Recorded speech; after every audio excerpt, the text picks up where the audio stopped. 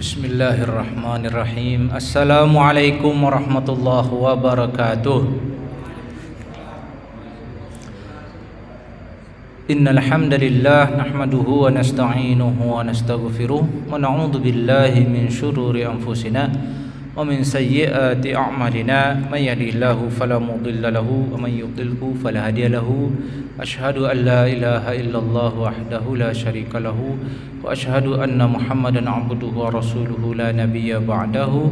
Allahumma salli wa sallim wa barik ala nabiyyina Muhammadin wa ala alihi washabihi wa man walahu, amma ba'd. Jamaah salat maghrib sekalian, ini dalam durasi waktu menjelang waktu Isya di jadwal waktu salat tersedia 38 menit lagi. Kita niatkan sebagai duduk kita di sini sebagai i'tikaf, dan durasi waktu yang kita niatkan hingga waktu Isya nanti ini sebagai amal thalabul ilmi. Kita di ahad kedua ini mentadabburi Al-Quran dari surah An-Nisa. Di bulan lalu sudah sampai ayat 76. Ayat 76 itu membahas, memang relate kemarin, tentang perang atau pembelaan terhadap pihak-pihak yang dilemahkan atau dianiaya, diperlakukan tidak adil. Itu juga ayat ini turun dulu, ayat 75 76 itu terkait ketika warga Mekah yang pengikut Nabi Muhammad mendapatkan perlakuan semena-mena, dizolimi, disakiti, sementara sebagian besar pengikut Nabi Muhammad sudah berada di Madinah. Lalu ayat itu menyindir, mengapa kalian tidak mau berperang? Itu ayat yang 75. Nah, sekarang kita akan melanjutkan ayat 77, yang mana ayat ini masih terkait masalah tagihan perang. Ya, tagihan perang. Umat Nabi Muhammad ini ada ajaran perangnya. A'udzu billahi minasyaitonir rajim. Bismillahirrahmanirrahim. Alam tara ilal ladzina qila lahum kuffu aydiyakum wa aqimus salata wa atuz zakah falamma kutiba alaihimul qitalu idza fariqum minhum yakhshawna an-nasa ka khashyatillahi aw ashadda khasyah wa qalu rabbana lima katabta alaina al-qitala laula akhartana ila ajalin qarib qul mata'ud dunya qalilun wal akhiratu khairun liman ittaqa wala tuzlamuna fatila.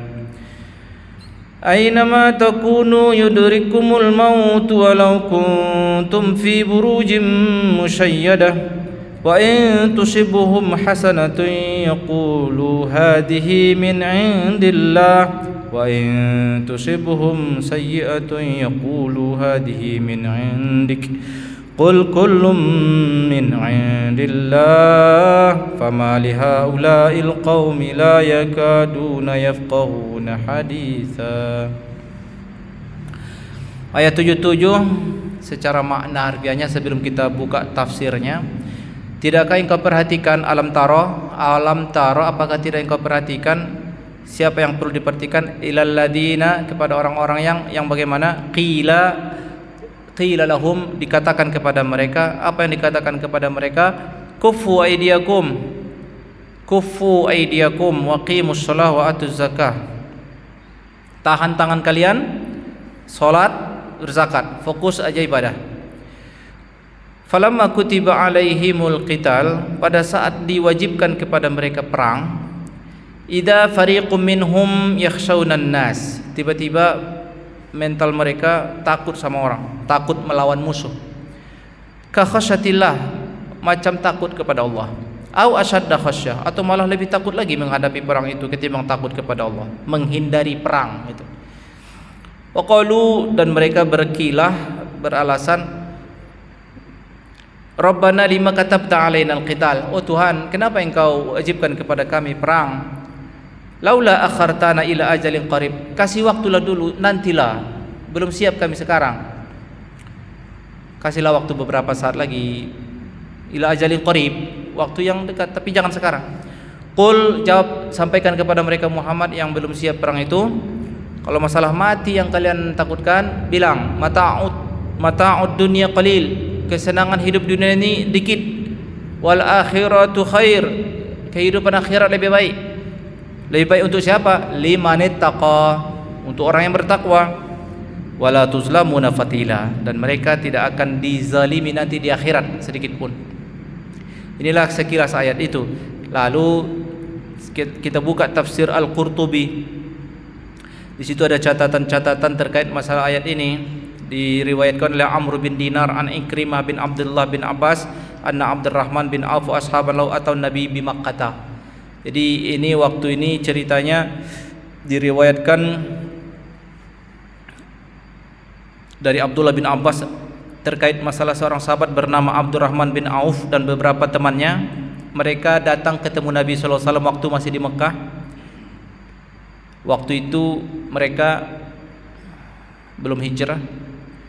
Faqalu, mereka bilang, ya Nabi Allah, kunna fi izzin wa nahnu musyrikun, falamma amanna sirna azillatan. Ya Nabi Allah, dulu pada saat kami sebelum Islam masih orang-orang musyrik, belum menjadi pengikut Nabi Muhammad, kami ini disegani orang.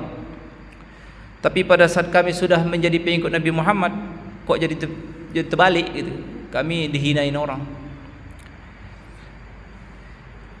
Faqal, Nabi berkata, inni umirtu bil afwi wa fala tuqatilul qaum. Ini waktu di Mekah. Aku disuruh untuk memaafkan warga Mekah nih. Jadi jangan ajak aku untuk memerangi mereka, jangan ajak untuk berkelahi. Aku disuruh untuk memaafkan. Jadi kalau disakitinya pengikutku, aku disuruh oleh Allah udah maafkan, berarti mengalah. Jangan dibalas, jangan berkelahi.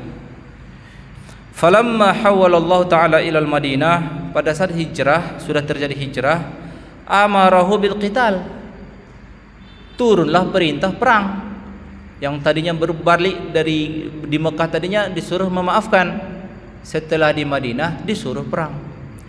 Orang-orang yang tadi yang sudah terbiasa pula udah memaafkan, mengalah gitu, dan mereka udah pindah ke Madinah, perintah Allah berubah, sekarang perang.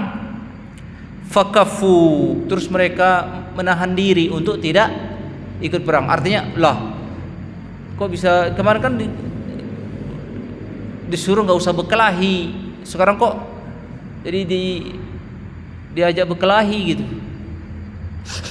Ya bahasa saya berkelahi itu biar perang, kesannya kan gitu kan. Yang perang itu kan berkelahi. Lalu turunlah ayat ini. Tidakkah engkau perhatikan Muhammad, orang yang dikatakan kepada mereka dulunya dikatakan oke, nggak usah perang dulu, tapi pada saat jadi dulu sebelum itu disuruh udah sholat aja, pokoknya ada harta lebih zakat dah, ibadah aja dah. Tapi berubah keadaan waktu di Madinah disuruh perang. Lalu mereka takut perang. Tabiat manusia takut perang sebenarnya. Kalau bisa ada pilihan perang dan selain perang, pasti manusia milih enggak perang sih. Kecuali pilihan satu-satunya perang. Itu dialami oleh, ya pastinya ayat ini menurut data riwayat yang diriwayatkan oleh Abdullah bin Abbas, ya berarti ya begitulah kondisi awal-awal Islam, memang begitu, normal aja. Tapi kan mereka nanti ikut perang akhirnya. Mereka ikut perang akhirnya, bukan mereka nggak ikut sama sekali. Tapi ada tahapan dulu di mana, loh kemarin kita disuruh memaafkan, oh berarti sekarang oh belum siap kami nih. Nah, itu. Tapi ada juga riwayat mengatakan ayat ini menyindir, ini kata Mujahid itu seorang tabi'in yang tidak berjumpa dengan Nabi Muhammad tetapi berjumpa dengan sahabat-sahabat Nabi Muhammad. Yang disindir di dalam ayat ini orang Yahudi katanya. Tapi menurut pendapat Al-Hasan enggak, yang disindir di ayat ini pengikut Nabi Muhammad. Sebenarnya nggak ada masalah mau dimakna itu yang disindir di sini Yahudi atau yang disindir di situ pengikut Nabi Muhammad. Namanya proses untuk membangun keimanan itu kan enggak otomatis langsung kuat. Tadinya sudah terbiasa mengalah, tidak memaafkan, karena Nabi juga kondisinya begitu, selalu bersifat lemah lembut. Lalu berubah keadaan, perang, disuruh perang, ya iya Nabi Muhammad juga harus ikut. Nah, jadi ini nanti akan terasa umat Nabi Muhammad generasi pertama itu mereka benar-benar merasakan ujian taat, ujian ketaatan itu. Perubahan perintah itu mereka rasakan. Kita nggak ngerasain itu. Kenapa? Karena kita Al-Quran sudah selesai. Tapi kalau di masa para sahabat waktu itu selama 22 tahun mereka mengalami perubahan. Tadinya ayat turun memaafkan, ini suruh perang gitu. Itu dirasakan namanya. Jadi tagihan kepatuhan itu nomor satu. Sebagai pengikut Nabi Muhammad satu, pokoknya sami'na wa ta'na. Kalau kata Nabi begitu, kata Rasul dapat wahyu begitu ya kita nurut aja. Kita kan hamba Allah. Nah, inilah ujian keimanan di masa itu. Bahwa mereka itu disebut dengan yakhshawnan nas, mereka takut menghadapi musuh, ya itu tabiah manusia, itu bukan masalah apa namanya, secara standar, secara tabiat lahiriah manusia pasti takut mati. Kalau misalnya kita yang masih ini sekarang, kalau seandainya mati nanti siap nggak saat ini gitu? Kalau bisa jangan dulu. Kalau bisa jangan dulu mati, bisa kan? Tapi mati pasti. Gitu. Apalagi ini perintah untuk perang. Apa yang membuat orang tidak takut mati karena perang? Ya harapan setelah matinya. Kalau mati kan pasti. Nanti ayat berikutnya mengatakan, dimanapun kalian berada, kalau masalah mati yang kalian takutkan, cepat atau lambat tiba tanggalnya mati. Orang yang pergi perang itu pun gak semua mati. Enggak semua mati. Orang yang terjun ke medan perang enggak semua mati. Ada yang hidup, malah meninggalnya di tempat tidur, sakit, tidak di waktu perang. Banyak. Artinya masalah kematian itu enggak ada jaminannya harus mati di medan perang, enggak juga. Tetapi ya karena potensi kematiannya mungkin lebih besar aja. Ya, peluang untuk menjadi matinya lebih besar kalau di medan perang. Tapi faktanya enggak semua orang yang ikut perang mati. Tuh. Jadi narasi yang disebut dalam ayat tadi, 5 kata ta'alainal qital. Jadi ini sindiran, berarti ujian kepatuhan ya. Sebenarnya itu dialami oleh para sahabat Nabi Muhammad normal. Ya Allah, kami kemarin udah terbiasa nih memaafkan. Jadi semacam Abdurrahman bin Auf itu tingkat memaafkannya dia kan. Dia kan pengusaha, dia itu di Mekah ada aset dia. Pindah dia dari nol, dia mulai apa itu. Saking ya udah kita ya di apa, kalau bahasa orang, kalau bahasa sekarang mungkin aset kekayaan pengikut Nabi Muhammad itu dijarah massa. Jadi pengikut Nabi Muhammad itu kayak dibenci orang banget, seperti mungkin mirip yang kita lihat orang-orang kemarin dibenci itu anggota DPR. Kayak gitulah mungkin bencinya orang tuh sama pengikut Nabi Muhammad ya, sampai tertekan hidupnya, nggak nyaman, dibikin nggak nyaman mereka di Mekah sehingga pilihan pindah, dan pindah harta mereka dijarah warga. Termasuk Abdurrahman bin Auf, dari nol dia lagi mulai dari, dan nggak disuruh perang, nggak boleh melawan, udah biarin. Begitulah yang diajarkan selama di Mekah. Inilah ayatnya, kufu aidiakum wa aqimus shalah wa atuz zakah. 3 aja. Jangan melawan ya, jangan berkelahi. Terus fokus ke salat. Kalau ada harta tunaikan zakat, ibadah aja. Ngalah. Setelah pindah ke Madinah datang panggil, sekarang harus perang katanya. Wah. Mulai terpikir lagi, kalau perang nih alamannya mati nih. Muncullah itu, Rabbana lima katabta alainal qital. Oh Tuhan, kenapalah Engkau wajibkan kepada kami perang ini? 5 itu untuk apa? Apa masalahnya? Apa tujuannya? Apa kepentingannya? Kemarin kami udah nyaman dengan pilihan memaafkan. Tapi Dijawab, ada jawabannya. Pastinya sebenarnya pertanyaan, mengapa engkau wajibkan perang? Pertanyaan itu nggak dijawab sih sebenarnya jawabannya. Cuma efek dari kecemasan mereka yang dijawab. Saya tanya ya, kalau pertanyaannya kenapa kita harus perang, normalnya jawabannya apa? Kita harus menegakkan agama Islam, kita menegakkan sunnah ajaran Allah. Ayat nggak menjawab begitu. Ayat nggak menjawab pertanyaan itu. Yang dijawab oleh ayat adalah apa yang mendasari pertanyaan itu. Yang mendasari pertanyaan itu rasa takut mati. Maka jawabannya, jawab Muhammad, kesenangan dunia lebih sedikit. Kesenangan dunia adalah sedikit dan akhirat lebih baik. Itu jawabannya. Jadi nggak ada hubungannya dengan pertanyaan kan? Ya Allah, kenapa engkau wajibkan perang? Tunggulah sebentar, jangan dulu sekarang. Nggak dijawab pertanyaan itu. Karena pertanyaan, kalau kita fisabilillah menegakkan agama, itu jawabannya, tapi ayat nggak menjawabnya.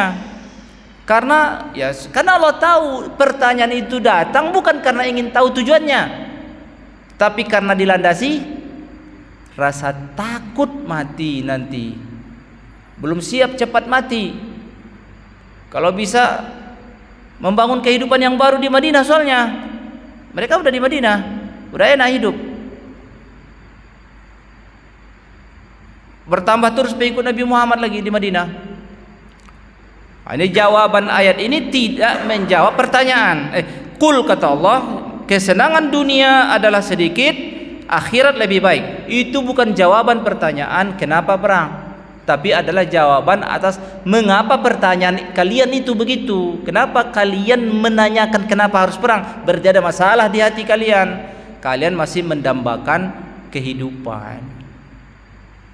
Enak, udah hidup nih udah berkeluarga, udah ada jodoh baru, kawan-kawan baru, tiba-tiba harus ke medan perang. Wah, tapi jawabnya itu berarti permasalahan kalian itu bukan masalah nggak tahu kalian tujuan perang, tapi permasalahan pertanyaan kalian datang dari rasa kecemasan, takut segera mati. Maka dijawab, kesenangan dunia pasti yang kalian pikirkan. Karena nggak ada yang menghalangi orang siap mati kecuali karena sudah enak hidup nih, badan sehat, jodoh, pasangan baik, anak-anak baik, mata pencarian ada, ya kan? Enak hidup. Kenapa harus mati? Kalau bisa kita hidup tenang gitu. Berarti inti permasalahannya hubbud dunia. Kalian itu senang hidup. Jawab Muhammad, kesenangan dunia adalah sedikit, akhirat lebih baik. Tentu itu untuk pikiran orang yang bertakwa. Kalau orangnya tidak ada basis pikiran bertakwa di hati dia, hanya pikiran bagaimana supaya enak hidup, tidak cocok. Karena akhirat ini baru nanti. Hanya dapat ceritanya aja sekarang. Itu hanya bisa ditangkap oleh orang yang yakin aja. Kalau ragu-ragu dia, apa iya gitu ya. Seperti pikiran orang-orang yang belum mantap beragama. Belum mantap beragama itu gini. Dia belum mantap beragama itu artinya apapun latar belakang kamu, entah Muslim, entah Kristen, entah Yahudi, entah apalah, entah agamanya. Biasanya orang berpikir apa iya ada hidup setelah mati, karena ini sesuatu yang nggak bisa dibuktikan. Sementara orang sudah terbiasa mengukur sebuah kebenaran itu adalah sesuatu yang empiris, dibuktikan. Ini nggak bisa dibuktikan. Nggak ada orang udah mati terus dia ngasih tahu kayak gini nggak ada. Bahkan para nabi pun menceritakan kematian bukan karena hasil pengalaman mereka, tapi atas wahyu saja, atas diberitakan gitu. Namanya kalau di kita disebut al-aqidah as-sam'iyat. Jadi keyakinan yang ditanamkan di dalam akidah orang Islam itu atas dasar berita, bukan atas dasar fakta. Kalau atas dasar fakta, itu Nabi Muhammad itu ya. Muhammad itu utusan Tuhan enggak? Ada faktanya, ada tandanya, pernah terjadi, dia ada orangnya, itu fakta. Tapi kalau iman kepada kehidupan setelah mati, enggak ada fakta yang bisa diuji. Adanya hanya berita, baik berita yang disampaikan Nabi Muhammad atau berita dari Allah Subhanahu wa taala dalam ayat Al-Qur'an. Nah, di akhir ayat itu disebut kehidupan akhirat lebih baik bagi orang yang bertakwa. Ya tentunya begitu. Wala tuzlamuna fatila. Mereka tidak akan dizalimi sedikit pun, maksudnya dizalimi apapun kebaikan kalian Allah hargai itu. Ketika di dunia kalian berkorban demi sesuatu karena Allah, dijanjikan oleh Allah upah yang besar seperti yang Allah janjikan akan kalian dapatkan, bahkan ditambah. Kalau kalian bersalah, kalau toh Allah tidak maafkan, Allah tidak akan menambah hukuman, tapi besar kemungkinan Allah maafkan, karena kasih Allah lebih besar daripada murkanya. Jadi tidak dizolimi itu berlaku untuk gini, adil itu meletakkan sesuatu pada tempatnya, kata orang. Ada juga kata orang adil itu ya sama rata. Nah, dalam hal Allah adil itu tidak berlaku kepada orang yang beramal soleh. Sifat adil Allah hanya berlaku untuk orang yang berdosa, bahwa dosa satu dibalas satu. Kalau kebaikan satu dibalas satu, itu adil. Dan Allah nggak gitu caranya. Bukan berarti Allah satu kebaikan dibalas minimal 10. Nggak adil. Itu apa yang berlaku? Kasih dia, rahmah dia. Itu. Fadilah Allah itu besar, Zul Fadlil Azim. Jadi kalau dunia menilai kebaikan, kesannya ya kebaikan satu dibalas satu, dosa satu dibalas satu, itu adil, betul. Makanya kalau toh misalnya Allah menceritakan mereka tidak dizolimi, terkait apa? Terkait hukuman, mereka. Atau juga mereka tidak akan dizolimi, misalnya Allah janjikan 10, malah dikasih 8 misalnya. Itu tidak menepati janji. Allah nggak mungkin tidak menepati janji, maka tidak mereka mungkin dizalimi. Itu ayat 77 tadi. Kita lanjut ke ayat 79 sebagai lanjutan dari pertanyaan tadi kan, mengapa harus perang gitu kan? Terjawab, nggak dijawab. Sebenarnya kalau tujuan perang apa sih? Tujuan perang itu li'i'la'i kalimatillah. Li'i'la'i kalimatillah. Nggak boleh ada perang yang legal ya. Perang yang legal itu dalam syariah kita hanya satu yang boleh, karena menegakkan kalimat Allah. Kalau perang karena mempertahankan ego masing-masingnya, masuk neraka, ya kan? Perang antar suku sama muslim masuk neraka. Perang karena seperti dulu ada perang dunia berapa itu, ada ketersinggungan gitu kan, pangkal pencetusnya. Nah, tapi kalau konteksnya dalam negara sekarang, karena menerobos mengambil teritorial, ada negara mengambil teritorial, memasuki atau menjajah lah misalnya, perang. Begitu. Kalau perang Iran dan Israel kemarin, ya karena menerobos wilayah kehormatan juga, mempertahankan kehormatan mereka. Artinya perang itu tidak untuk kepentingan kelompok, tidak untuk kepentingan individu, harus kepentingan ummah. Jadi supaya perang itu jelas bernilai fisabilillah, harus bisa diuji ini kepentingan siapa yang dibela. Minimal ummah itu, ummah, paling tidak kita Indonesia ini rakyat yang dibela. Kalau cuma membela partai doang, nggak usah ikut, mati konyol kita, mati masuk neraka kita.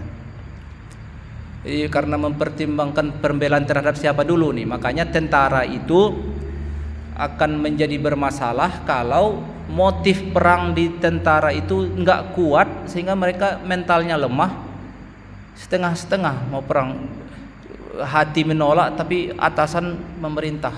Itu beratnya tentara itu. Tapi kalau bulat tujuan perang itu jelas, maka inilah yang ditunjukkan oleh pejuang-pejuang kemerdekaan biasanya. Karena jelas mereka bukan kepentingan mereka saja yang mereka bela, tapi kepentingan ummah, banyak orang gitu yang dibelanya. Seperti misalnya yang dilakukan Hamas itu perang fisabilillah enggak? Sebatas saya melihatnya iyalah. Apa pula yang mereka perjuangkan kalau bukan karena kepentingan umat Islam? Al-Aqsa yang harus dibelanya. Jadi Gaza itu udah kayak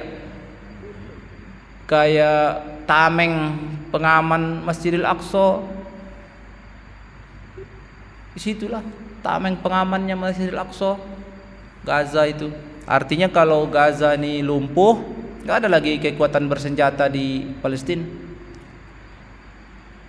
Selain Gaza, tahun 19 selain Gaza, tepi barat itu semua sudah dilucuti senjatanya, sudah dilucuti senjata sebagai bentuk pengamalan atas perjanjian Oslo. Jadi nggak ada senjata lagi. Jadi kalau seandainya Gaza ini selesai, habis dia, nggak ada lagi perlawanan di situ, ya selesai, nggak ada lagi yang bisa melawan lagi. Lawan pakai batunya lagi. Pakai terus sama demo, paling demo rame-rame. Kalau senjata nggak ada lagi. Di Gaza itulah yang terakhir, mereka yang tidak ikut perjanjian Oslo menolak, sehingga tetap menyatakan Israel itu bukan negara berdaulat, mereka adalah negara penjajah gitu.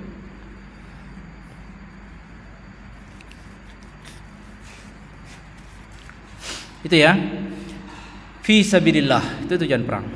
Tapi apa yang mengganjal orang ikut perang? Hubbud dunia, pengen enak hidup. Sama juga misalnya kenapa negara-negara tidak mau ikut perang, membela Palestina misalnya. Udah enak hidup. Misalnya kalau kita tanya Emirat Arab, ayolah. Oh, kami udah enak di sini hidup. Udah enak kami di sini hidup. Kami nanti kalau dijatuhin bom segala macam hancurlah semua tempat-tempat kesenangan kami ini. Tanya Mesir sama, tanya Arab Saudi sama, udah enak kami hidup. Gitu. Tanya Indonesia,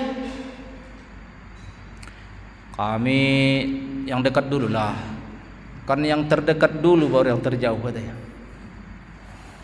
Gitu ya. Jadi kalaupun seandainya ada suatu waktu nanti berubah keadaan, lalu tiba-tiba ada organisasi non pemerintah menggerakkan jihad, maka pelakunya pasti bukan atas nama negara, tapi atas sukarelawan individu saja di bawah komando seseorang. Jadi perang itu nggak boleh tanpa imam, harus ada imamnya. Jadi nggak ada cerita perang itu tanpa komando. Jadi kalau di Gaza ya komandonya ya Hamas lah, pimpinan tertinggi Hamas, sayap bersenjatanya itulah yang mengomandokannya. Tunduk dan patuhlah tentara-tentaranya kepada komandannya, kepada pimpinan itunya. Kemudian ini sebagai bentuk menegaskan masalah karena hubbud dunia tadi kan, masih enak hidup. Ayat ini mengatakan dimanapun kalian berada, aina matakunu yudrikumul maut. Dimanapun kalian berada, matinya itu. Jadi tentara atau tidak jadi tentara, mati. Ikut perang atau tidak ikut perang, mati. Berarti kan apa yang dimaksud ayat ini? Kalau dimanapun kalian berada pasti mati, berarti ada sesuatu yang membedakan kita seharusnya. Kalau seandainya semua, kalau tema ayat ini kan dimanapun kalian pasti akan mati, itu fakta, itu bukan teori, itu fakta itu. Faktanya ya dimanapun kita pasti kalau udah tiba masanya mati. Terus apa maksud ayat ini cerita kayak gitu? Nah, itu kan menjawab pertanyaan tadi, kenapa mereka takut mati gitu kan. Kalau masalah kalian yang takut ini kematian itu pasti malah gitu. Meskipun kalian dalam bangunan yang dijaga ketat. Kalau tiba mati ya mati aja. Nah, berarti permasalahannya kalau masalah mati itu nggak ada nilainya. Hanya karena matinya nggak ada nilainya. Karena semua pasti mati. Mati bukan amal, ya kan? Mati bukan amal. Berarti yang dinilai adalah dalam kondisi apa kau mati, itu aja. Jadi amalnya di situ. Jadi orang mati fisabilillah dengan mati karena penyakit, udah tua di rumah sakit, mati pelan-pelan di rumah sakit misalnya kan. Ada yang satu mati muda di medan perang karena fisabilillah. Yang membuat nilainya berbeda, satu mengejar peluang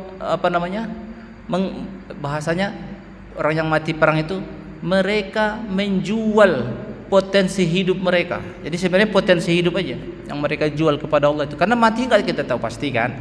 Jadi yang dijual oleh para pejuang fisabilillah itu harapan hidup mereka jual. Kalau orang yang mati di rumah sakit, dia berkorban untuk mempertahankan hidup. Habis-habisan dia mempertahankan hidup. Sementara orang yang mati perang, dia menjual harapan hidupnya. Yang mana teori orang berkata kalau dia nggak ikut perang mungkin nggak mati. Nah, nanti ada juga komentar orang kayak gitu.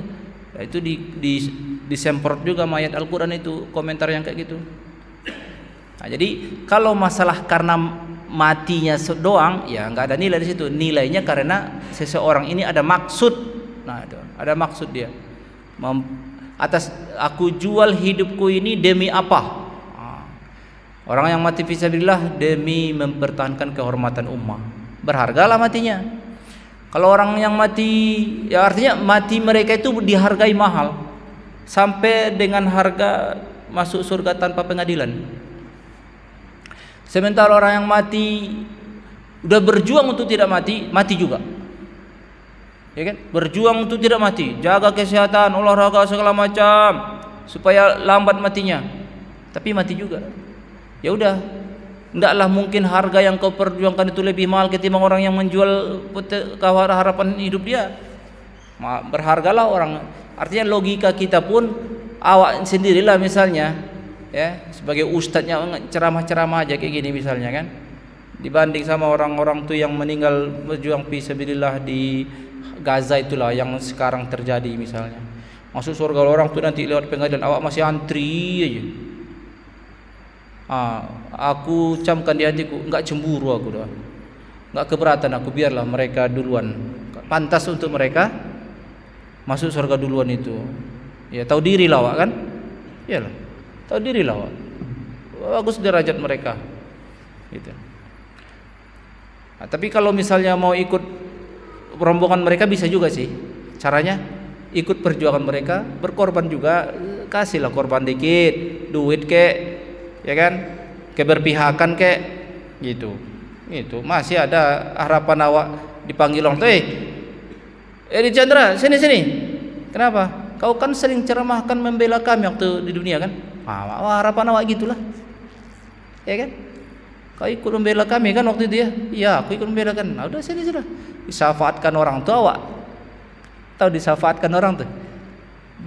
Ya Allah, ini orang-orang yang telah membela kami jauh dari negeri dia, tapi dia kampanyekan bahwa perjuangan kami adalah fisabilillah. Kawan kami itu ikutlah sama kami dia, katanya kan? Harapan gitulah. Gitu. Nah itu, jadi fisabilillah itu amal yang paling luas, yang sangat luas. Tapi ingat, cara ngukur fisabilillah itu tidak ada kepentingan individu, tidak ada kepentingan kelompok, harus kepentingan ummah yang lebih luas gitu. Ini ayat kita masih ada 4 menit lagi, tapi ayat ini ada sedikit bahasan di sini. Masalah kematian itu dihubungkan dengan takdir di sini. Kalau kalian dapat kebaikan, kalau mereka dapat kebaikan, mereka komentar ini pemberian Allah kepada kami. Tapi kalau mereka mendapatkan sesuatu yang tak mereka inginkan, terus mereka komen, Muhammad gara-gara kau ini. Ini ada tuh kejadian di masa ayat itu turun, ada tuh dialami Nabi Muhammad, sebagian umatnya nih komennya kayak gitu, nyelekit gitu. Kalau pas baik-baik, misalnya kalau perang menang, oh ini Tuhan tolong kita. Tapi kalau waktu perang Uhud, kacau. Ini gara-gara Muhammad nih, gitu. Di komentar sama Allah, Qul kullu min indillah. Jangan salah-salahkan Muhammad. Enggak ada salah Muhammad di situ. Allah yang mengatur semuanya. Gitu. Kullun min indillah. Jangan salah-salahkan Muhammad. Dibela oleh Allah Nabi Muhammad. Apa pula hubungannya dengan Nabi Muhammad? Kullun min indillah.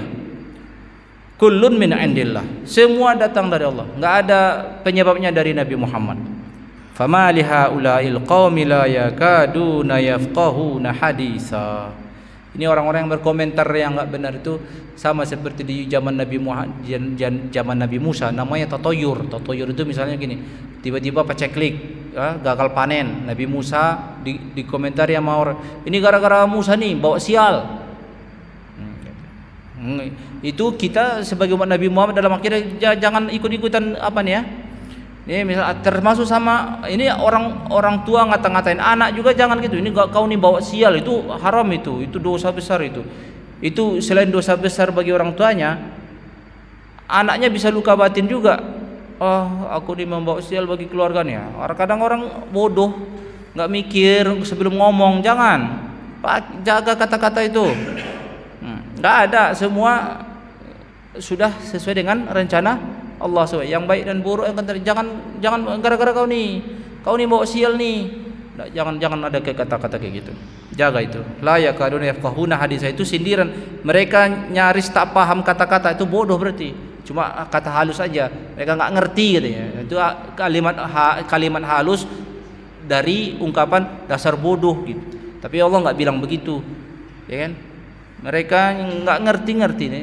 Pendek akalnya gitu. La yakaduna yafqahuna haditsa. Ya. Nih, ada yang mau ditanyakan? Kita sampai ayat 78.